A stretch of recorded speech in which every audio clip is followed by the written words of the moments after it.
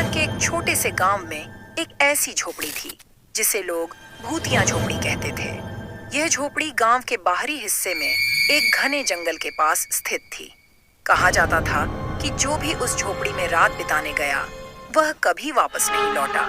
गांव के बुजुर्गों का कहना था कि यह झोपड़ी करीब 50 साल पुरानी थी।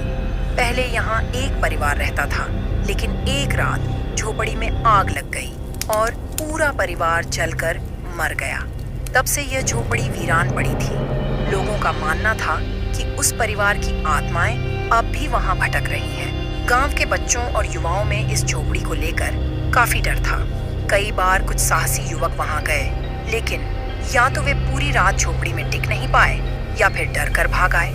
एक बार गांव में रहने वाला रामू, जो काफी हिम्मती और जिद्दी स्वभाव का था, इस झोपड़ी की सच्चाई जानने के लिए तैयार हो गया।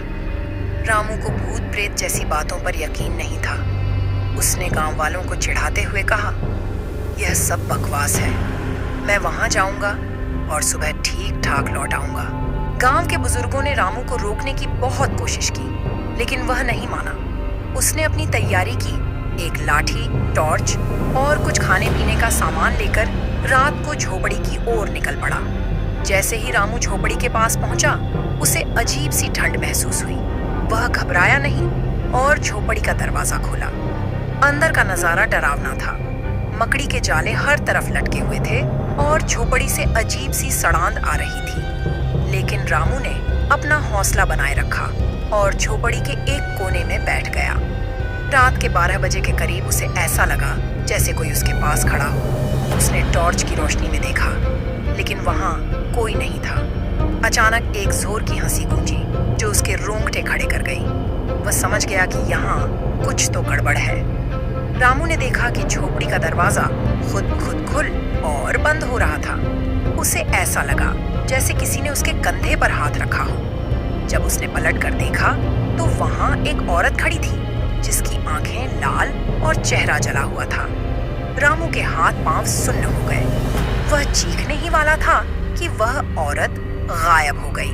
उसके बाद झोपड़ी के चारों तरफ से अजीब आवाजें आने लगी, कभी बच्चे के रोने की, कभी किसी के चीखने की। रामू को महसूस हुआ कि यहाँ रहना उसकी सबसे बड़ी गलती थी।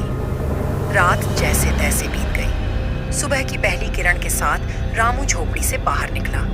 उसकी हालत खराब थी। वह न तो ठीक से बोल पा रहा था और न ही चल पा रहा था। गांव वालों ने उसे इस हालत में देखा तो वे हैरान रह गए।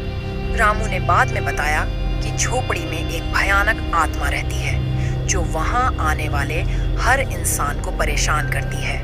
उसने गांव वालों से वादा किया कि वह अब ऐसी गलती दोबारा नहीं करेगा। इसके बाद किसी ने भी उस झोपड़ी में जाने की हिम्मत नहीं की।